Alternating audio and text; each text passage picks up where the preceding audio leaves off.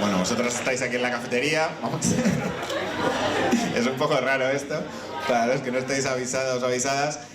Hoy es la noche de los libros y entonces, como todos los años, solemos hacer actividades en la cafetería relacionadas con la noche de los libros para acercar los libros a las personas que estéis aquí, ya sea porque hayáis venido a posta, ya sea porque pasáis por la cafetería a pasar el rato, a tomaros un café.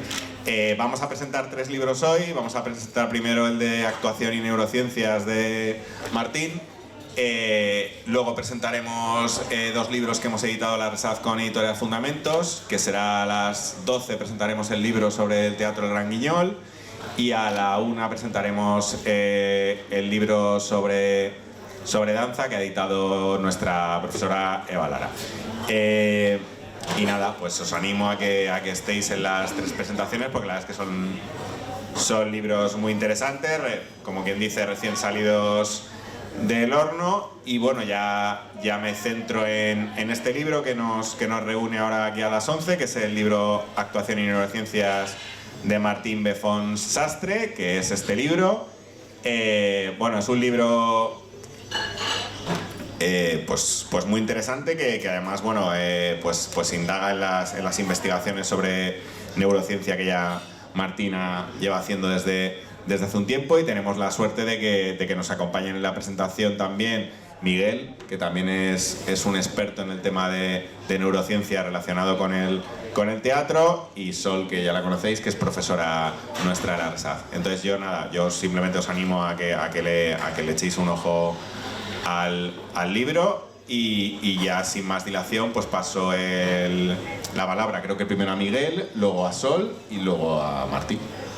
Vale, gracias Pablo. Bueno, pues sí, gracias primero Martín, lógicamente, por invitarnos a participar de esta puesta de largo del libro. Un libro que vale la pena, lo primero que hay que decir, vale la pena su lectura. En segundo lugar, gracias a Emeterio, a Pablo por la iniciativa de hacer este tipo de presentaciones en espacios como este, que son los espacios en los que se tienen que presentar todo lo relacionado con las artes escénicas, ¿no? Y que tenga que ver, como es el caso ya concreto, con el proceso de creación actoral, un proceso de creación en el que cabe una visión y un acercamiento científico, que es posiblemente una de las asignaturas pendientes en la educación actual presente en las artes escénicas, ¿verdad? ¿Qué voy a decir aquí sobre qué tipo de estudios se dan? Más allá de que, y esto es una cosa que hemos hablado alguna vez, de que sería necesario la incorporación de nuevas visiones al acercamiento de la creación, para que, como me gusta decir a mí, este arte tan antiguo no se quede anticuado. Hace falta una educación transversal, nuevos conceptos que tiñan la creación con ideas y que se puedan enriquecer, como bien marca el libro, de conocimientos que vienen de la biología, de la etología, de la psicología, por supuesto, la fenomenología. Hay muchas logías que nos pueden ayudar. Entonces hay que dar, como digo, la bienvenida a este tipo de publicaciones, porque ensanchan esta visión y nos permiten entender que la creación actoral sigue estando viva. No es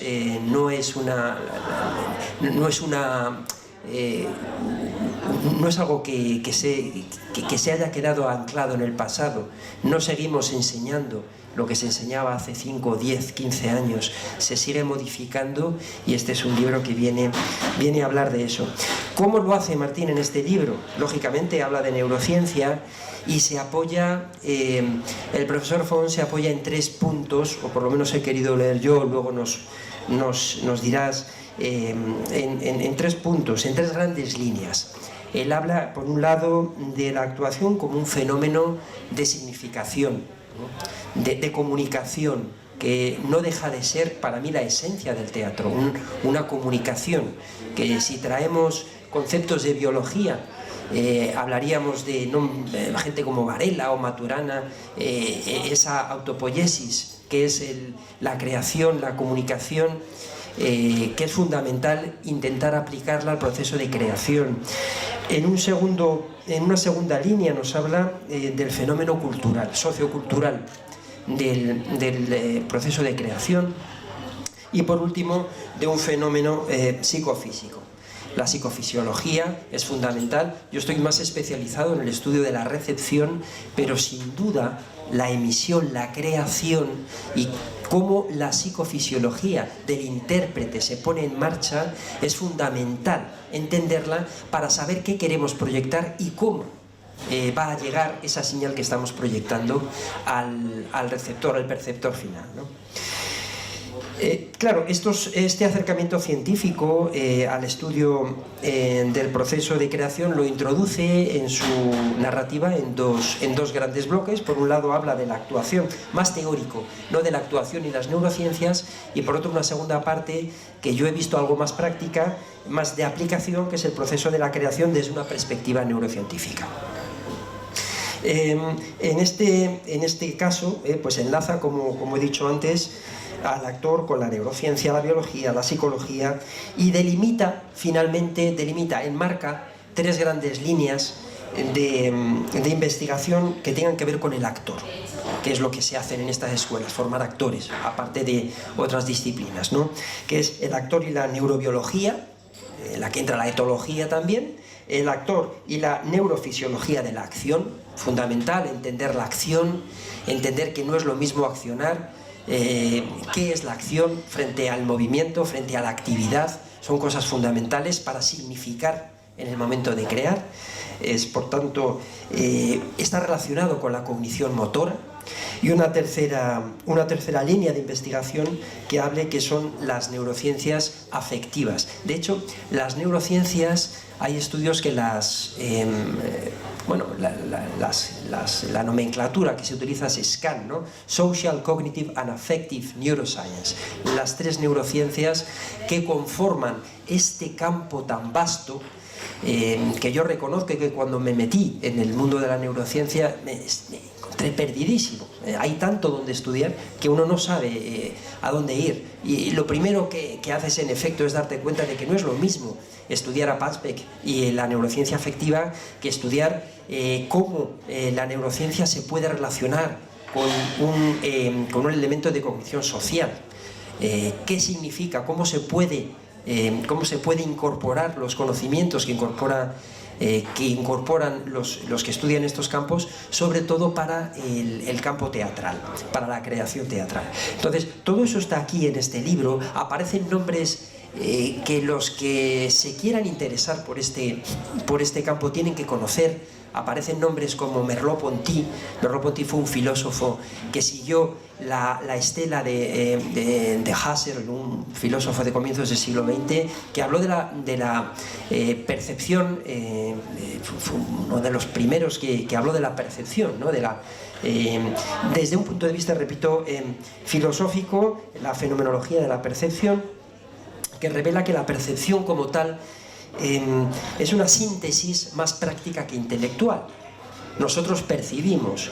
¿Qué significa que percibimos? Como intérprete, ¿qué significa que yo perciba? Para eso me tengo que apoyar en mi entorno. Y entramos en otro nombre que aparece, que es el de Gibson, que habla de la cognición ecológica. ¿Cómo me apoyo yo a la hora de crear en mi entorno?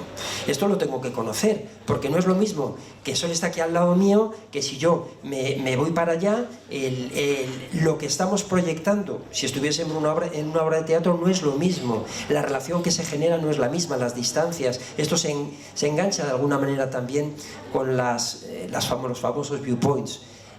Pero bueno, esto tiene una raíz más filosófica, ¿no? La cognición de Gibson, y la idea, siendo la idea principal, de que percibir no es algo que nos pasa, no percibimos, hacemos, no es algo que nos suceda, es algo que buscamos, es algo que se hace. El propósito, por tanto, de la percepción es generar.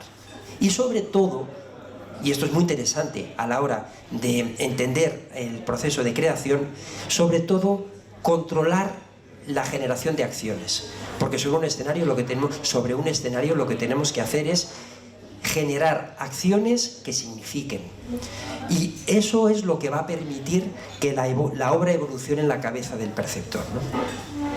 Se habla del embodied mind, que es insisto, la experiencia es algo que sucede en nuestro cerebro. Habla también el libro de filósofos como Albano, fundamental. Y por último, no quiero quitar mucho tiempo, habla de algo que es lo que me está... yo ahora estoy con la redacción de otro libro que va a tratar sobre la cognición 4E, que para mí es fundamental. Entender esto e integrar esto en la educación,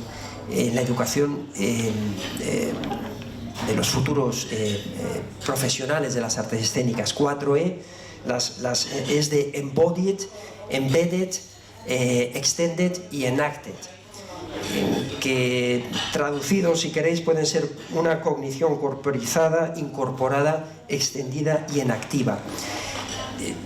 Para dar una charla de esto haría falta más de una hora. Quedaos, los que estáis escuchando, quedaos con la idea de la cognición 4E, que va a significar mucho. Yo creo que va a ser un punto de inflexión. Debería introducirse poco a poco en las escuelas, en unas escuelas como esta, para entender que la creación va más allá de una escuela A o una escuela B. Tiene que ver más con cómo somos seres que percibimos, que somos capaces de emitir, y cómo podemos codificar esa emisión con un lenguaje que signifique, con un lenguaje que transforme, y para eso nos tenemos que apoyar en conceptos como este. Le decía antes al autor, no quiero hacer tampoco una reseña verbal del libro. El libro está aquí para que se lea, para que se compre, es una lectura, como todas las lecturas de este tipo, que no es de libro de mesa, no es me lo llevo a la playa. Es un libro para leerlo tranquilo, para intentar reflexionar y tomar notas y apuntar. Y esto no lo he entendido. ¿Y por qué dice esto? Mira, hay una referencia. Tirar de referencias poco a poco, encontrar el hilo que nos va a llevar a un campo bastante nuevo para los que no entienden, para los que no se hayan metido en el mundo de las neurociencias, y que estoy convencido de que va a ampliar el conocimiento y por tanto la capacidad de generar trabajo como intérpretes. Así que enhorabuena, Martín, por tu libro, y te auguro lo mejor, lo deseo lo mejor. Muchas gracias, Miguel, muchas gracias.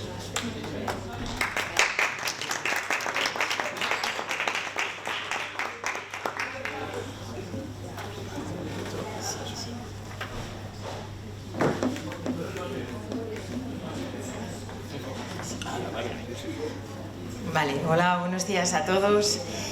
Bueno, yo un poquito lo que quiero acercar es este libro que le he dicho a Martín, ¿no? Es un tsunami de información, de paradigmas, de formas de entender los procesos que tú tienes, o como actriz, o en dirección, o en el teatro, desde una perspectiva teórica. Y ahí es un poco donde me voy a meter, porque ¿dónde está el campo de la teoría? ¿Dónde está el campo de la práctica? ¿Cómo se pueden relacionar? ¿Y cómo esto se puede acercar a una escuela? ¿Y por qué es interesante para los alumnos, ¿no? Entonces voy a leer la anécdota con la que empieza el libro, porque me llamó mucho la atención. Dice: hace años, un joven aspirante actor quería entrar en una escuela superior de arte dramático. Para ello se preparó durante meses las pruebas de acceso, se presentó y no le seleccionaron. Situación habitual que suele pasar curso tras curso. Dolido y pensando que no estaba lo suficientemente preparado, se fue a una escuela privada, dirigida curiosamente por el catedrático de interpretación de la escuela superior a la que se había presentado, que fue, además, el presidente de las pruebas de acceso. Para entrar en su escuela tenía que pasar otra prueba que consistía en contar una fábula. El joven aspirante no tenía tiempo de preparársela. Se la aprendió rápidamente de memoria y se presentó. Una vez acabada la prueba, el catedrático de interpretación le dijo que era la mejor fábula que le habían contado en años.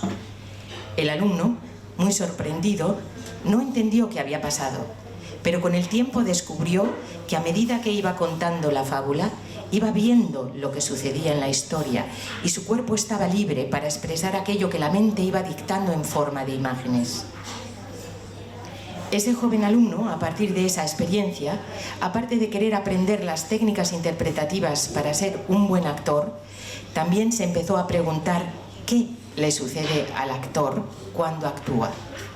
No solo se planteó el cómo interpretar, sino también se preguntó el por qué. ¿Por qué? Es la pregunta que nos conduce hacia el pensamiento científico.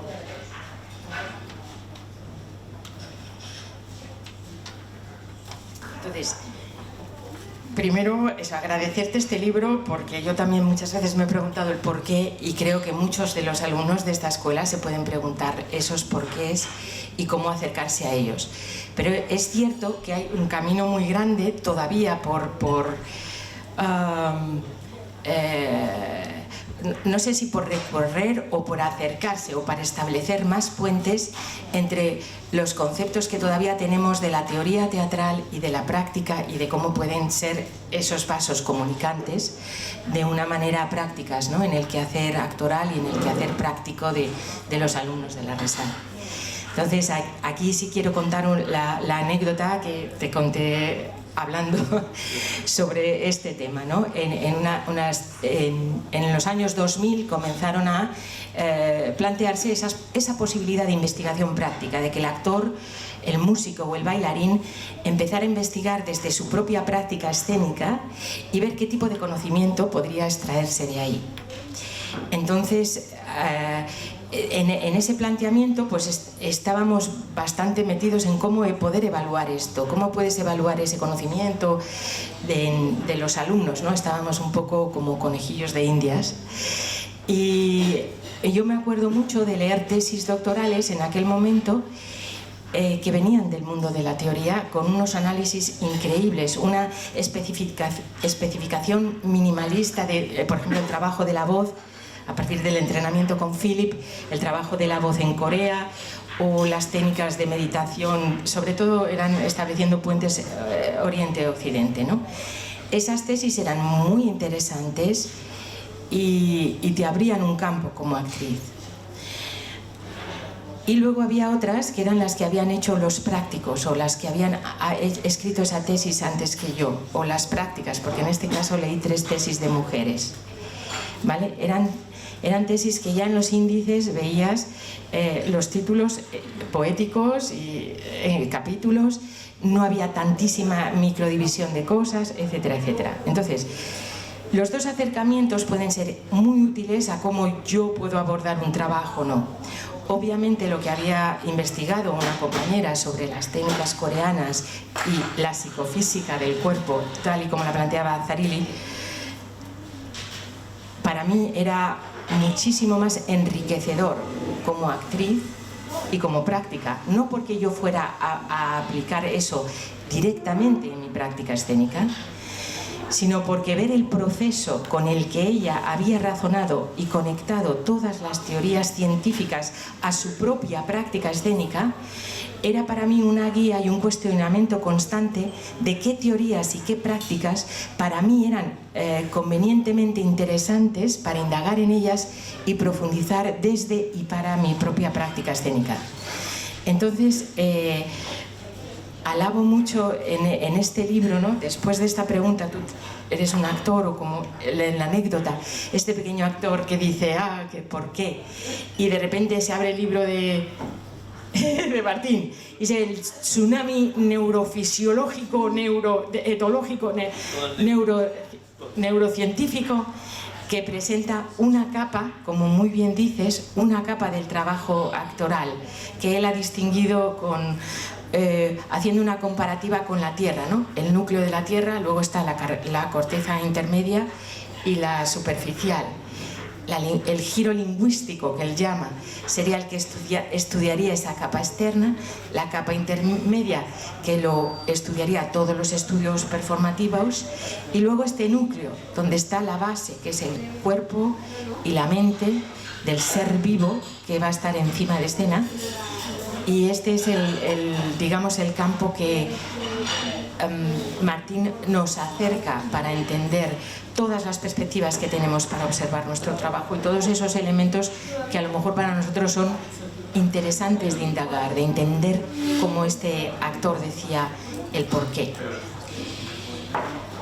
Y me gustaría también terminar esta intervención con otra cita del propio libro que se refiere al porqué este estudio científico estructurado y que tiene en cuenta todo el pensamiento que puede haber en todos los campos científicos merece la pena.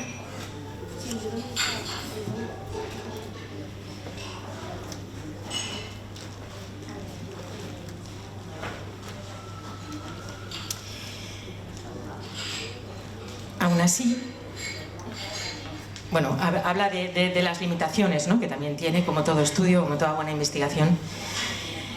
Y comenta Martín: aún así, las aportaciones del extenso campo de la neurofisiología, la neurociencia cognitiva, la neurobiología, la psicología de la emoción o la etología nos permiten abordar un fenómeno artístico como la actuación desde nuevas orientaciones que rompen tópicos y aportan luz a ámbitos poco conocidos, cuyo estudio muchas veces se ha basado más en ideas más bien filosóficas o literarias que en la experimentación empírica o la estética experimental a partir del cuerpo del actor, que se pone en funcionamiento sobre el escenario.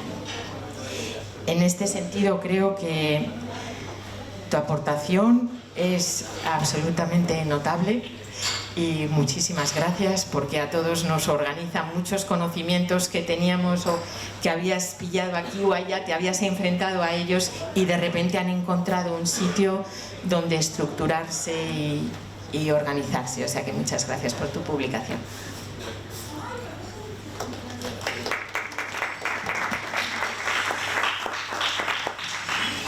Bueno, buenos días a todos. Mi nombre es Martín Pons. Después de estas presentaciones de Miguel y Sol, yo ya no sé qué decir. En teoría, aunque sea el autor del libro. Pero primero de todo agradecer, ¿no? Yo creo que agradecer primero a la RISAR, ¿no?, de poder presentar en este marco de la Noche de los Libros pues, bueno, mi modesta aportación, ¿no? Agradecer también tanto a Pablo, agradecer a Sol, agradecer a Begoña, que la tengo allí, también a Begoña Frutos, como profesoras que también les interesa mucho que pudiéramos presentar esta mañana, en este caso, este libro aquí, al igual que también a Emeterio, como siempre, y a Miguel, pues también le agradezco mucho que pueda haber estado conmigo, ¿no? Por tanto, muchas gracias a todos, lo primero de todo, ¿no? Presentarlo en una Escuela Superior de Arte Dramático a mí me hacía muchísima ilusión, ya que yo también he estado en la universidad, pero también he estado en la Escuela Superior de Arte Dramático, por tanto, y la idea de este libro era un poco aunar, mezclar, conectar arte y ciencia, ¿no?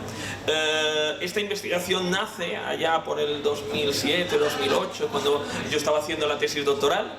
En aquel momento yo estaba haciendo una tesis doctoral que se decía Fundamentos científicos del proceso creativo del actor. Cuando yo esto lo presenté, y además fue becario predoctoral, etcétera, yo dije que quería hacer esto en la comisión de evaluación de la beca predoctoral, etcétera. Me trataron como mínimo como de loco, ¿no? O sea, es decir, este señor que dice, que quiere hacer qué, ¿no? Y agradezco que me dieran la beca predoctoral y darme 4 años para poder demostrar que lo que yo quería hacer era más allá de lo que se había hecho en aquel momento, a lo mejor, que fuera, por ejemplo, el trabajo del actor en sus documentos, es decir, desde el punto de vista historiográfico, ¿no?, que se había hecho y se está haciendo cosas maravillosas, ¿no?, o desde el punto de vista sociológico, o desde el punto de vista antropológico. No, lo que yo buscaba era intentar indagar en el proceso creativo del actor y cuáles eran los fundamentos científicos que había por debajo, ¿no?, en ese núcleo que dice muy bien Sol, ¿no? Y claro, buscando, indagando, yo empecé a trabajar primeramente en esa capa superficial que sería, o que vemos que son los signos expresivos del actor, que era desde la comunicación, desde el estructuralismo, desde la semiótica. Después indagué en la parte de lo que sería la antropología, desde Eugenio Barba, la antropología teatral, los performance studies, pero llegué al núcleo, y el núcleo era que en aquel momento empezaba de manera emergente hablar de neurociencias y teatro. Curiosamente, en el 2007, en la Universidad de Bolonia, apareció el primer congreso de neurociencias y teatro, que se hacía, que lo llevaba Marco de Marinis, al cual participó Richard Scherner, etcétera, ¿no? Y que se estaba produciendo toda una serie de indagaciones, ¿no? Que sorprendían muchísimo, ¿no? Y a partir de aquí yo empecé a indagar desde aquí, ¿no? Y después vino más gente que empezó a trabajar sobre esto. Hoy, como muy bien decía Sol, hoy oímos neurooratoria, oímos neuro de todo, ¿no? Neurolingüística, etcétera. El concepto neuro se está imponiendo también porque los descubrimientos científicos de alguna manera nos están llevando para allá, ¿no? O sea, el cambio de paradigma científico viene dado también por el cambio también desde el punto de vista del paradigma. Hemos pasado a neuro, ¿no? de alguna manera. ¿Por qué? Porque se están haciendo una cantidad de descubrimientos extraordinarios, ¿no? El mismo Peter Brook decía que la neurociencia empieza a explicar, hablando de las famosas neuronas espejo que se habían descubierto por Jacopo Rizzolatti, empieza a explicar lo que desde el teatro nosotros ya sabíamos hace años, ¿no? Que éramos seres imitativos, qué significaba la acción, qué significaba la intención, qué significaba todo ello, ¿no? Por tanto, desde el punto de vista neurocientífico, claro, era un cambio de paradigma, como muy bien decís vosotros, ¿no? Yo puse en la introducción esta pequeña anécdota, ¿no? Se dice el pecado y no el pecador, pero de alguna manera de buscar el porqué de las cosas, como muy bien decía Sol, ¿no? Y a partir de aquí, mi investigación fue qué conexión hay entre el arte del actor y la actuación y el teatro y las artes escénicas y las neurociencias, ¿no? Entonces lo que hicimos es abrir, ¿no? Y buscar en, digamos, tres, que es un poco la primera parte del libro, son los fundamentos neurocientíficos, es la más densa, digamos, más científica si queremos. Por un lado sería la neurobiología o la etología, la neurobiología del comportamiento o la etología, esa idea del actor como animal teatral, esa idea del actor desde el punto de vista etológico, desde el punto de vista de los impulsos, desde el punto de vista de los patrones fijos de conducta que nos marca la etología, por ejemplo, ¿no? Por tanto, esa dimensión neurobiológica o etológica era la primera parte.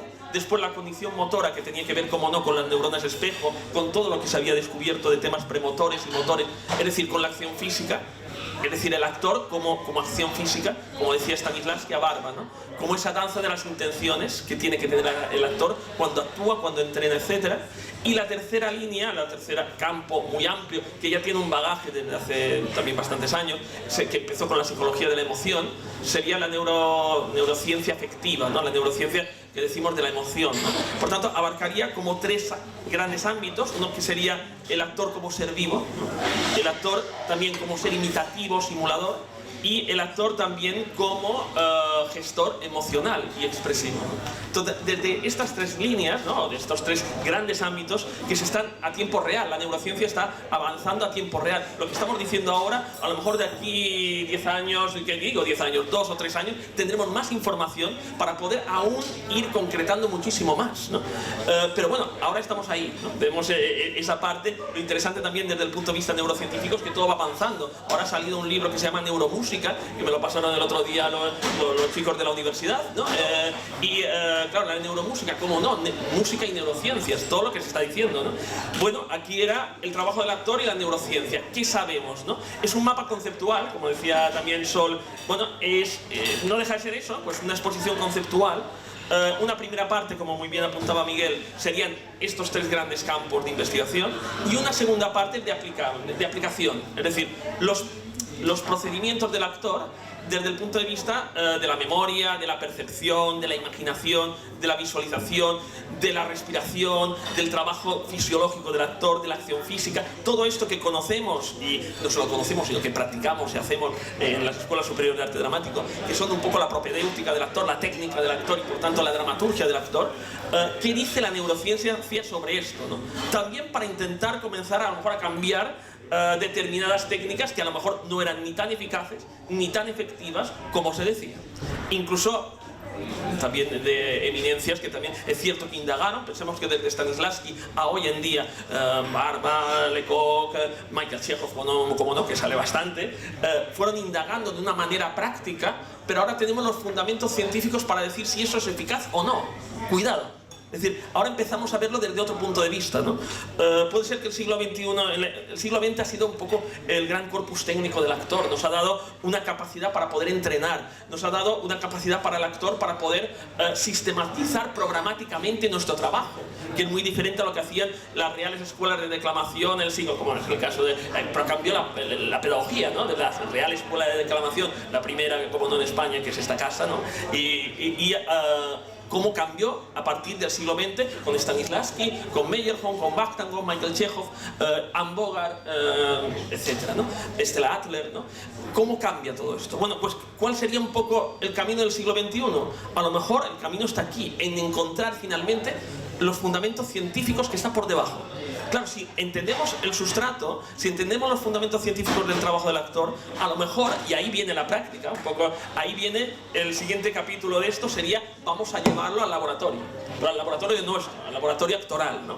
Y vamos a intentar hacer entrenamientos cada vez más eficaces, cada vez más efectivos, para trabajar con un actor orgánico, vivo, y eso es lo que realmente aporta de alguna manera la fundamentación neurocientífica, porque nos lleva al núcleo, ¿no? Finalmente los signos expresivos del trabajo del actor son consecuencia directa, evidentemente, de sus procesos de enculturación o aculturación, pero también son consecuencia directa de los impulsos psicofísicos que el actor crea, ¿no? El actor, la actriz, ¿no?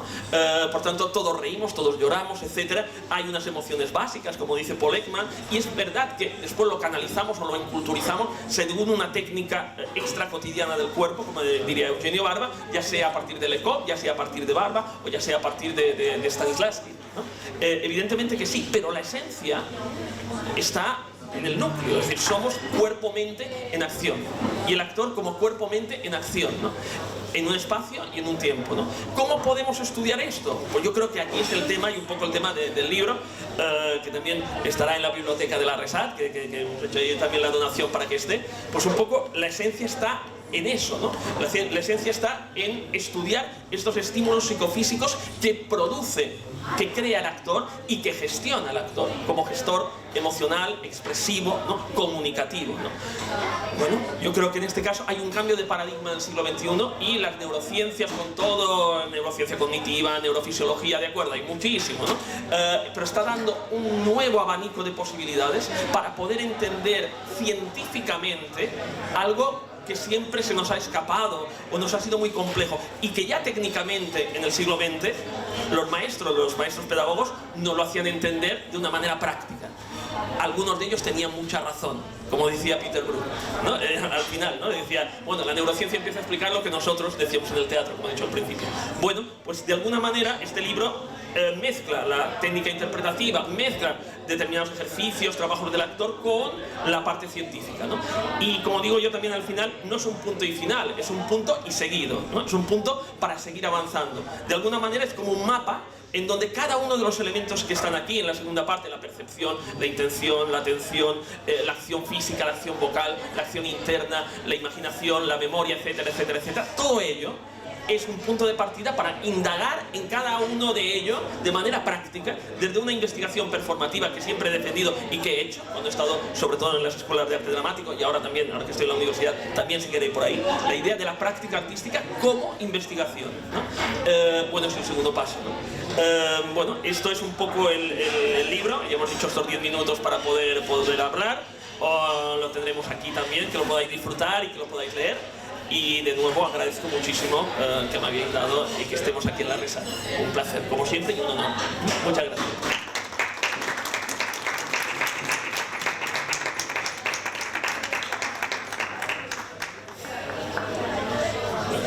Yo no sé si alguien queréis preguntar algo, ya que tenéis aquí al autor.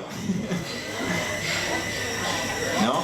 ¿No os atrevéis? Bueno, si no... Ah, bueno, sí, mira, Begoña. Pues vente para acá, yo creo, casi, para que si no, no se va a oír lo que... Ah, mira, métete ahí un... Bueno, yo realmente, más que preguntar, quería compartir y agradecer a Martí esta aportación, porque todo aquello que desde hace ya años muchos de nosotros hablábamos en petit comité o vivíamos desde la invisibilidad en relación a las ciencias y el teatro, se está haciendo visible, ¿no? Como decía Chekhov, hacer visible lo invisible. también agradecer esta aportación porque desde la voz, que es mi campo, todo el trabajo de neurociencia está aportando unos nuevos saberes al trabajo de docencia, como por ejemplo los olores, sabiendo cómo funciona nuestro cerebro para el trabajo de articulación de voz y de memoria para textos teatrales. Me parece que hay una aportación increíble en relación no solamente al proceso actoral, sino al espectador. Y como bien decía Miguel, no hay una obra de teatro para 300 personas, sino hay 300 obras de teatro para cada persona, porque cada persona la recibe de una forma diferente, ¿no? ¿En qué se concreta esto? En que desde el libro, por ejemplo, se compara el comportamiento animal con el comportamiento psicofísico del actor y cómo puedes utilizarlo, cómo se trabaja la atención de la neurociencia y cómo se conecta todo eso a nivel cerebral y como vida a la hora de aplicar. Es decir, sistematizar la vida, la organización interna como proceso actoral está muy bien. Es verdad que lo que nosotros hacemos ya lo están comprobando ahora los científicos, como decía Peter Brook, pero es una manera de organizar y de redefinir la forma de enseñar el teatro, que creo que es muy importante y le da un lavado de cara a las futuras nuevas pedagogías y un impulso a nuevas investigaciones en el campo del proceso teatral, no solamente para los actores, sino para los directores. Gracias.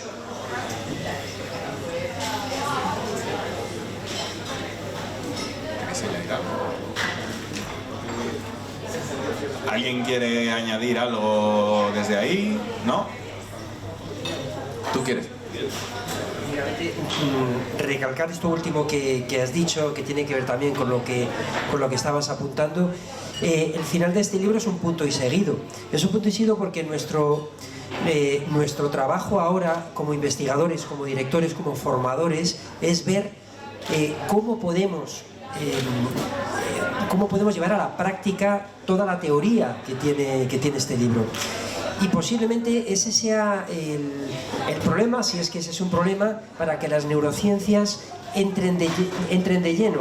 Hay que atravesar todo un camino más árido, que es el de empaparte de la parte teórica para intentar entender cómo aplicar lo que yo hago con este nuevo vocabulario aportado por las neurociencias y ver cómo puedo modificar mi trabajo y cómo puedo modificar mis docencias para que tengan significado, para que puedan ampliar y pueda respirar más el trabajo que tengo que hacer. Y ese es un tema pendiente, cómo llevar a las aulas esto. Teoría, pues todos estudiamos y lo estudiamos, pero estamos estamos formando profesionales que tienen que defender con el cuerpo y con la mente algo. Entonces, ¿cómo llevar esto al cuerpo? Estamos luchando ahí. Ese es un trabajo que no es fácil, pero hay claves para hacerlo en este libro.